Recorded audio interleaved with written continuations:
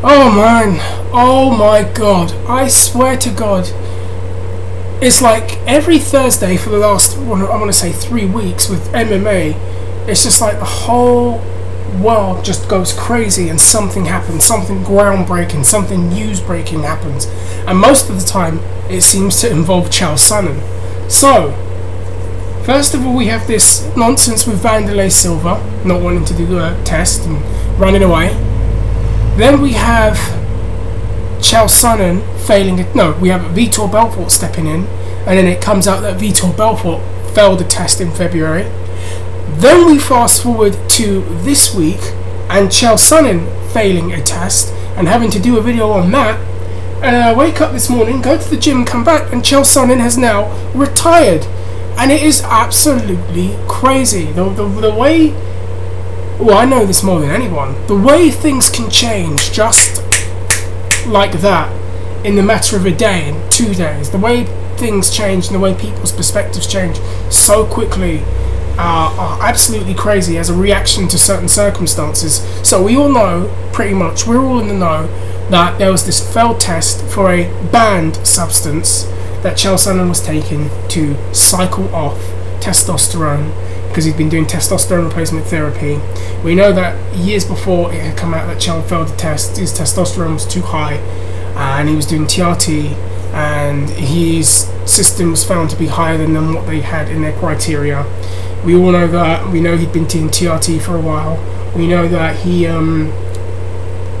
failed this recent test for a banned substance when TRT was banned. And I will say this, because I forgot to say this in my previous video, I do think that the way, I'm in agreement that TRT is a suspect thing to use in MMA, considering that study where they had the, if you've not heard of the study, there was a study where they experimented on 2 animals, and they had animals on these steroids and then they had animals not on steroids. Then they took the animals on steroids off the steroids, and then they both put the animals on TRT. And the animals that were not doing steroids just, stayed within limits. The animals that were on the steroids, their bodies went back to how they were on the steroids, basically. And I know that that was one of the arguments used in the banning of TRT when you've got steroid usage in the sport too, that it is basically whacking people back up to what they used to be. And I know that was a part of it. And I do think that the way they handled it was a bit slapdash, and they were just bad. There needed to be a bit more of a procedure, because things like this were going to happen. I do think they need to bring in more random testing, because you will catch everybody that way, in my opinion. And all of these fuckers are cheating, let's be real. All of these guys have been doing something that they shouldn't be doing. But I said yesterday, and I stand very clear on this, I like Chael Sonnen a lot, I have a lot of respect for him. But what was he doing early in his career that led him to this point where he was taking TRT and then having to cycle off and now having to retire? What was he doing early in his career? And most people would probably assume that he was doing something, under a cloud of suspicion that he shouldn't be doing, that stopped his body's natural production of testosterone. That is pretty much the thing. What were you doing in the beginning? And I said it before, a lot of young athletes have this short-sighted, short-term, want results now, mindset when it comes to sports. And take these things, and then they don't realize what's going to happen 15 years from now when their body stops producing testosterone naturally, or something's failing in their actual system, and then they have to go on something else. And to me, that is one of the reasons why young athletes need to stay away from these kind of things, because it's not good. TRT is not bad if you're not in sports and you're an old man and your testosterone naturally drops. There's no problem with that. But TRT in sports, when you've got steroid usage going on and other performance enhancing drugs going on, that to me is very, very suspect. And it has brought Chael Sonnen to this point. And it's one of those weird, bittersweet thoughts that I have about this, because pretty much Chael Sonnen, how can I put this? There's 2 ways I look at this. Chael Sonnen probably did something that he shouldn't be doing, which I've said before, and it's all come back to bite him in the arse. And then another reason why I don't like performance enhancing drugs, they ruin big opportunities. I think Chael's had a lot of big opportunities kind of go by the wayside because of this. I've seen this with other fighters too.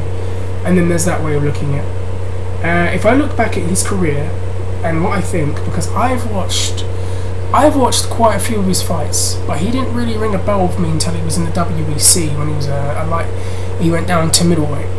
And I will say this, and there is a lesson that can be learnt from Chael Sonnen, as well as not taking stuff that you shouldn't. The fact is this: Chael Sonnen was a journeyman fighter in MMA.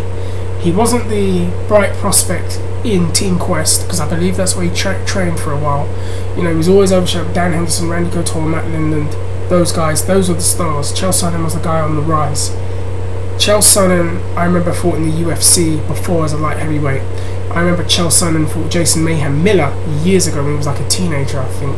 Chael Sonnen fought Forrest Griffin way back in the day, I remember that. I just used to see his face in other people's fights, but he was never the guy. Then he went to the WEC and he fought Paulo Filho, and I felt he had a very impressive fight against him. And he lost. It was similar to watching him and Anderson Silva when he lost, but it was a slip-up. Then he came back, and then he had a rematch with Paulo Filho, and that's when I noticed this change in Chael Sonnen. That's when I noticed he was starting to talk more. He was becoming more vocal. He was saying things. When he had the media around, he was being more and more engaging with them. And he wasn't doing the trash talking right away, but he was becoming more engaging in the WEC, I noticed. And then the WEC's middleweights move over to the UFC. And then I started noticing this rise of Chael Sonnen. And then he went on this 3-fight win streak, and I think it was in 2009, and it was in 2009 if I'm correct. And I remember he beat Okami, Dan Miller, and then he had the Nate Marquardt fight, where Nate Marquardt was the heavy favourite to win this fight, because he just knocked out Damian Maia like he was a nobody. Nate Marquardt was on a tear. He was going to be the next contender. He fights Chael Sonnen. Nate Marquardt was the heavy favourite, and Chael Sonnen comes in and completely raggy dolls the man like a child. It was like watching someone play with a child, pardon the pun. Just throw him around, take him down at will. He got caught in a choke, and I was like, oh my god, it's gonna be Paulo Filho again. But he got out, and it looked like he'd improved as a fighter. But the other notable thing about Chael, again, was this talking. He started just coming out with this crazy man talk. This pro wrestling, Jesse Ventura, superstar Billy Graham, Roddy Piper inspired interviews, which to me were very entertaining, being a wrestling fan. And he said so much stuff about Anderson Silva before the fight with Nate Marquardt, then after the fight with Nate Marquardt. And it was like, between the Nate Marquardt fight and the Anderson Silva fight, Chael Sonnen was arguably the biggest rising star in the UFC of 2010. And I remember years back people saying, well, Chael Sonnen and Anderson Silva, fucking hell, that's not going to sell one pay-per-view. It's going to be a horrible, horrible number. But because of Chael Sonnen's mouth, because of the things that Chael Sonnen kept saying, because of how engaging he was in all the interviews, because of all the crazy talk he said, and in some people's minds going too far, he jumped the line. Even though he won a number one contenders fight, he was ahead of Vitor Belfort. He fights Anderson Silva, and then that fight did so much better as a pay-per-view than anybody thought it would. And they tried to stack that card, I'll never forget. They tried to stack that card. And the Anderson Silva fight, the first one, was a very big fight for 2010. It overachieved. And Chael Sonnen had probably one of the greatest performances ever, but he lost. It was again like watching the Paulo Filho fight. And I believed, I had an argument with someone on Facebook. I said, look, Anderson is not going to wipe him out. Chael's going to take him down, ground and pound him. He's going to give Anderson a lot of problems. Chael Sonnen was literally minutes away from being the middleweight champion, and arguably one of the most traumatic fights of 2010. And then after that, his name became even bigger, and he's talking even more, and more people know who he is. Look, my mum, who won't even watch MMA or pro wrestling, knows who Chael Sonnen is as a result of how he's talking. She says, oh, that Chael Sonnen guy was on the television the other day. See what I mean? His face started getting out there, and to me, there's a lesson that young fighters could learn. Number one, don't take performance-enhancing drugs, because they'll fuck you up. Number two, you need to know how to work with the media. You need to know how to sell your fights. You need to know how to promote yourself. You need to know how to promote your fights, because that is the reason why Chael Sonnen had opportunity after opportunity after opportunity. Because even after he lost to Anderson Silva, and he was suspended for 9 months, when Chael came back, it was a very big deal to a lot of people. and he had those 2 fights with Stan and Bisping, and he looked very impressive in them, though the Bisping one was very close. When he had the rematch with Anderson Silva, I think they were just shy of 1 million buys. But Chael Sonnen was a huge star in 2010, 2011, 2012, and then because of his mouth, he then got another opportunity against John Jones. And a lot of people are like, oh, you know, rankings and all of that. But this is a spectator sport. This is a pay-per-view driven business. This is a money-driven business. This is a star-driven business. And when there's fights that the majority want to see versus the majority will always win, whether you like it or not.